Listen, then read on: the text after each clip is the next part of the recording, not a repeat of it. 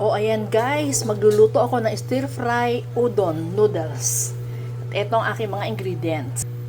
Chicken breast na minarinate ko ng toyo, paminta, bell pepper, carrots, shiitake mushroom, bagyo pechay, hipon, ito ang ating bawang at sibuyas, oyster sauce, at garlic chili sauce. O yan guys, mag-start na tayo magluto.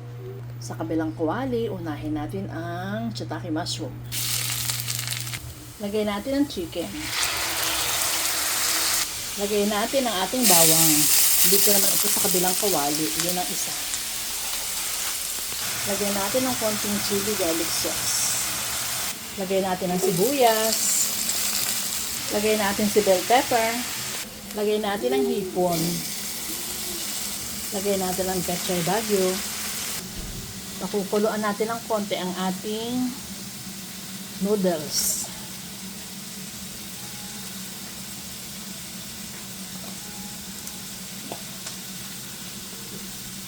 Lagay natin si carrots. Lagay natin ng oyster sauce. Lagay na natin ang ating udon noodles.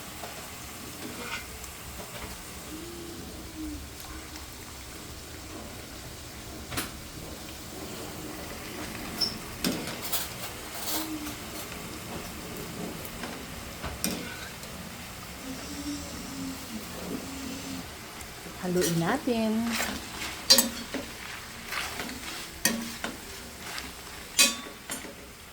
Isama na natin ang ating chicken, shiitake mushroom at bell pepper.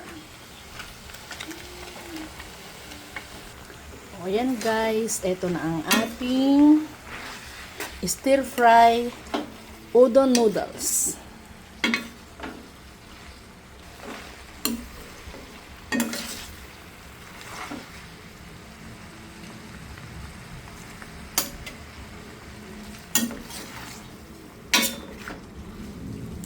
Wait lang guys, titikman ko lang ha. O ayan guys, konti na lang at luto na ang ating stir fry udon noodles. Guys, sa totoo lang, first time ko magluto nito. Tumingin lang ako ng recipe sa Google. O at ayan, naluto ko na.